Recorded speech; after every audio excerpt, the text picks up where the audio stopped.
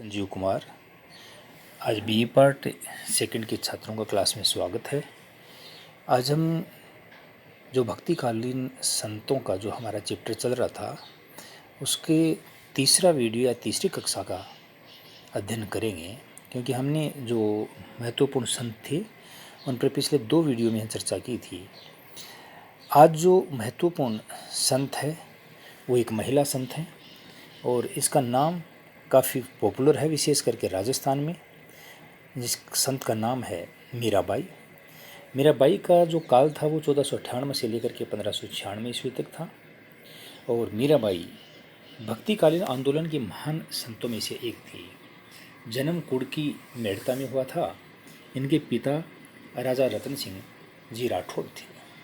तो ये राठौड़ घराने की राजकुमारी थी और प्रारंभिक जीवन में ही कहते हैं इसका भक्तिकालीन जो ये वातावरण था उसमें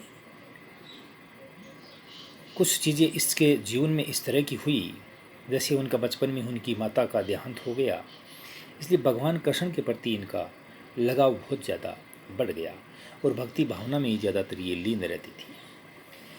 जब ये युवा हुई तो उनका विवाह सिसोदिया वंश के महाराणा सांगा के बड़े बेटे भोजराज के साथ हुआ, लेकिन वहाँ पर भी उसने अपनी इस भक्ति परंपरा को छोड़ा नहीं।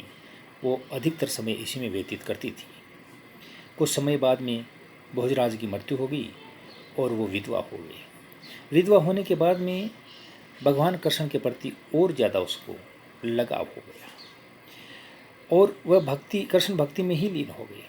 कृष्ण को अपना पति मानने लगी। राजस्थानी व ब्रज भाषा में गीतों की संरचना की। उसके पद दोहे ज़्यादातर हमें ब्रज भाषा या राजस्थानी में ही मिलते हैं। ब्रज भाषा और राजस्थानी या ब्रज प्रदेश या राजस्थान ही इसका महत्वपूर्ण क्षेत्र रहा और उसके बाद में उसकी जो मृत्यु थी परलोक गमन था उनका, वो गुजरात में हुआ। तो जहाँ जहाँ श्री कृष्ण की जो क्रमस्थली थी वहाँ पर मीराबाई भी गई।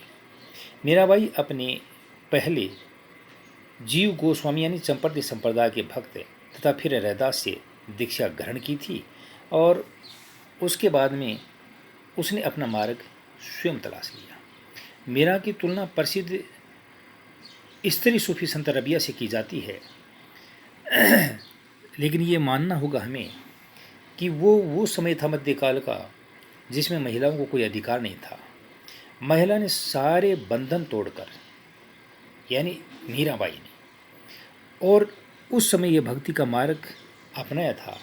संतों की टोली में रहना, उसी तरह से अपने भक्तों के अंदर प्रवचन देना तथा भगवान के प्रति अपने आप को पूर्ण समर्पित कर देना, ये मीराबाई के लिए एक बहुत बड़ा चैलेंज था और उस चैलेंज को उसने स्वीकार किया और अपने मार्ग में वो अडिग रही। आने वाली महिलाओं के लिए भी वो मार्गदर्शक बने। कालांतर में फिर गुजरात के रणछोड़दास मंदिर के अंदर मीराबाई अंतर्ध्यान हो गई या वहाँ पर वो परलोक गमन कर गई, ये काफ़ी किस्से चलते हैं, लेकिन वहाँ वो स्वर्ग सिधार गई। तो मीराबाई का जो ये इतना काल था, राजा महाराजाओं के परिवार की होने के कारण कई बार मीरा को इस दृष्टि से भी देखा गया, ये राज परिवार की एक तरह से परंपराओं का उल्लंघन कर रही है, आलोचना का शिकार बना रही है, इसलिए उनको इस भक्तिकालीन मार्ग से हटाने का कई बार प्रयास किया। मीरा ने कई कष्ट झेले लेकिन अपने मार्ग से नहीं हटी। इसी तरह का दूसरा संत है सूरदास। सूरदास जी अकबर व जहांगीर के समकालीन थे। उत्तर प्रदेश का जो क्षेत्र था वो उनकी कर्मस्थली था। सूरदास जी कहते हैं कि जन्म से अंधे थे और उसने कृष्ण के जो बाल रूप या वात्सल्य का जिस तरह का चित्रण किया है उस तरह का चित्रण शायद ही किसी कवि ने किया है। सूरदास जी कृष्ण जी के भक्त थे, वह सगुण भक्ति के उपासक थे। उन्होंने ब्रज भाषा में सूरसागर, सूर सारावली, साहित्य लहरी आदि की रचना की। सूरसागर उनकी प्रसिद्ध रचना है। इसकी रचना जहांगीर के समय में हुई। सूरदास जी का इन भक्तिकालीन संतों के अंदर सूर्य के समान स्थान प्राप्त है। वो अंधे थे, उनकी पढ़ाई लिखाई भी नहीं हो पाई थी।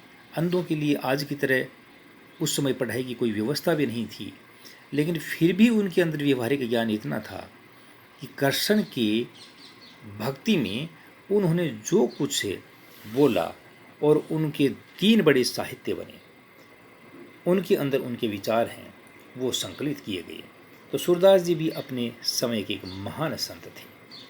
निम्न जाति के थे, लेकिन फिर भी उसकी भाषा, उसके दोहे इस तरह के थे कि सूरदास जी को सब पसंद करते थे। अगले जो संत थे वो थे तुलसीदास जी। तुलसीदास जी राम भक्त थे और उत्तर प्रदेश के बांदा जिले के राजापुर गांव में उनका जन्म हुआ था। इनके बारे में भी कई किस्से कहानियां प्रचलित हैं।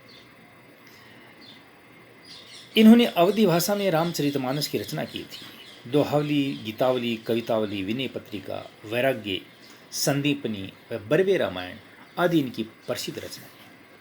ये भी अकबर के समकालीन थे, किंतु आईने अकबर में उनका उल्लेख नहीं है। लेकिन इसका मतलब ये नहीं था कि वो अकबर के समकालीन नहीं थे।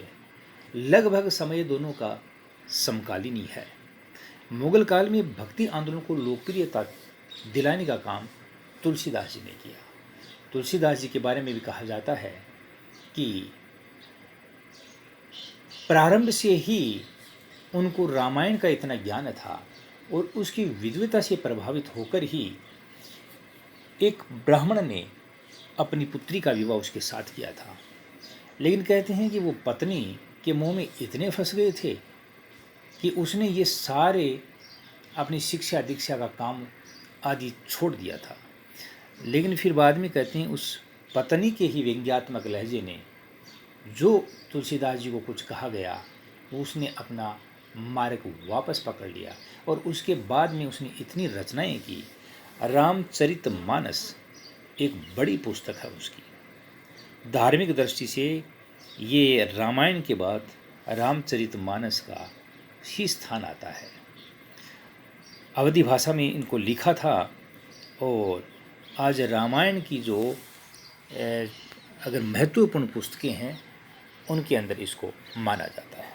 तो तुलसीदास को उनकी इन साहित्य रचना ने एक महान कवि भी बना दिया और एक बड़ा संत भी बना दिया। तुलसीदास के बाद जो अगले संत थे वो थे बल्लभाचार्य। बल्लभाचार्य का जन्म 1479 में हुआ और 1531 तक इसका कार्यकाल रहा था। मूलतः तो ये तेलंगाना के ब्राह्मण परिवार में जन्मे थे और माता पिता इसके वाराणसी में तीर्थ यात्रा पर आए थे और वहीं पर इनका जन्म हुआ बताते हैं। उनका निधन भी वाराणसी में हुआ था।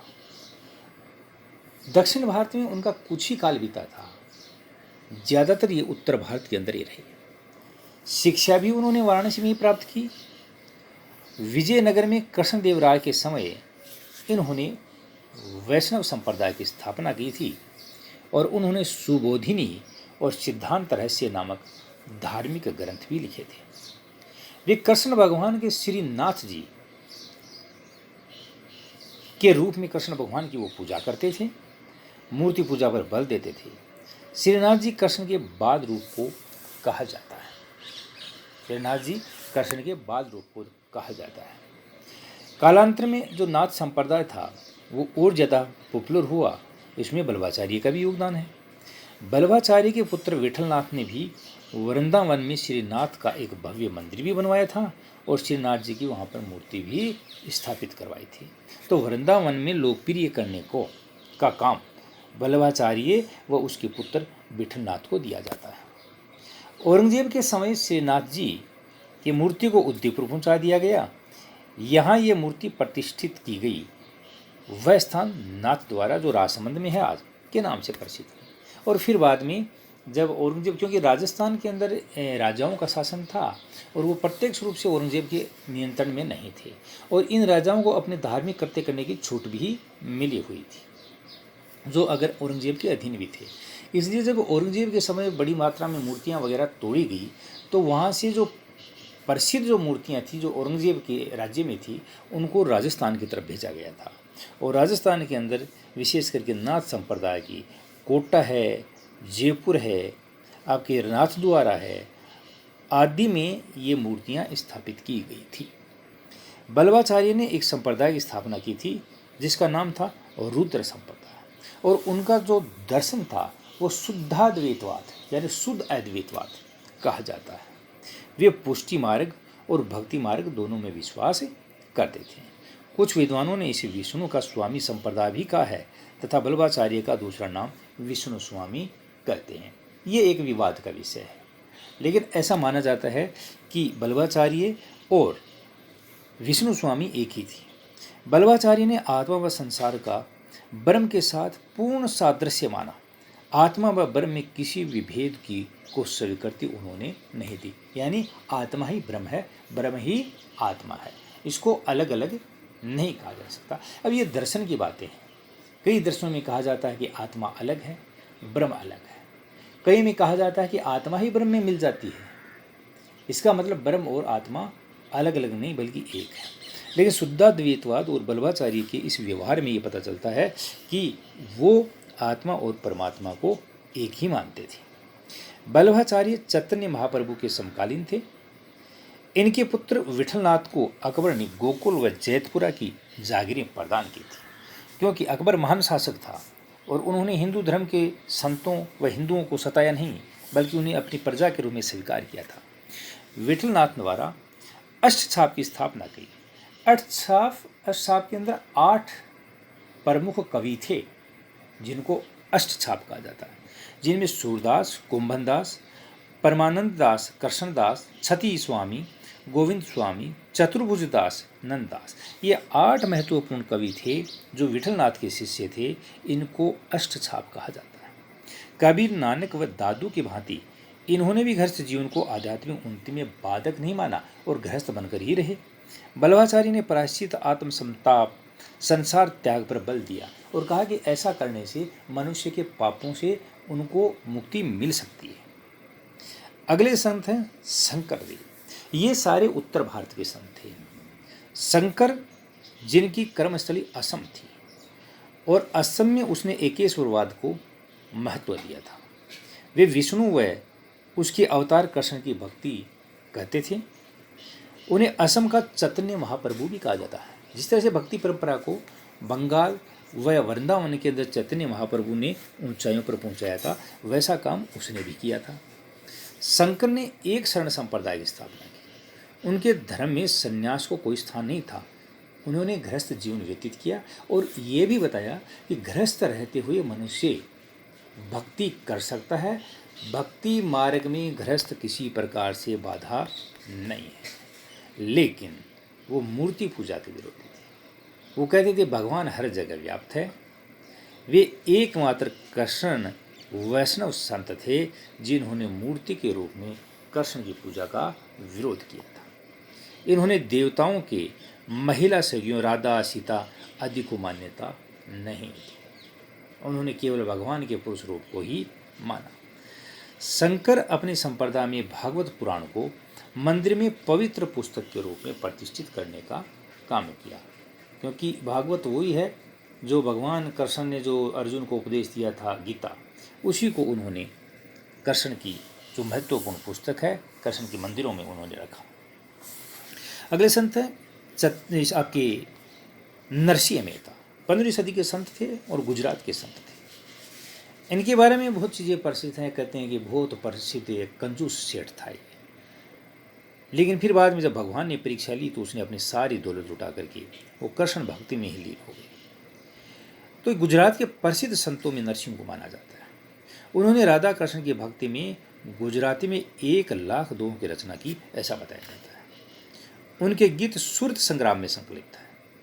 महात्मा गांधी के प्रिय जो भजन था तो तेनो कहिए की रचना वैष्णव जन तो तेनो कहिए, ये जो महात्मा गांधी जो प्रसिद्ध भजन गाते थे नरसिंह मेहता का ही था। इसके अलावा अन्य भी प्रमुख संत और हुए, जिसमें एक सखी संप्रदाय में कृष्ण को ही एकमात्र पुरुष माना है। बाकी सभी पुरुषों को उन्होंने स्त्री कृष्ण की सखी माना है। इनके पुरुष अनुयायी भी स्त्री वेशभूषा धारण किए रहते हैं। संकी संप्रदाय को हरिदासी संप्रदाय भी कहा जाता है। 16वीं सदी के अंदर पुरंदरदास ने कर्नाटक में दासकुट आंदोलन चलाया था। कश्मीर में भी लल्ला देवी मध्यकाल की एक महान महिला संत थी। तो ये प्रमुख संत थे जो भक्तिकालीन संतों थे। कल हम महाराष्ट्र धर्म या महाराष्ट्र के संतों पर चर्चा करेंगे। धन्यवाद।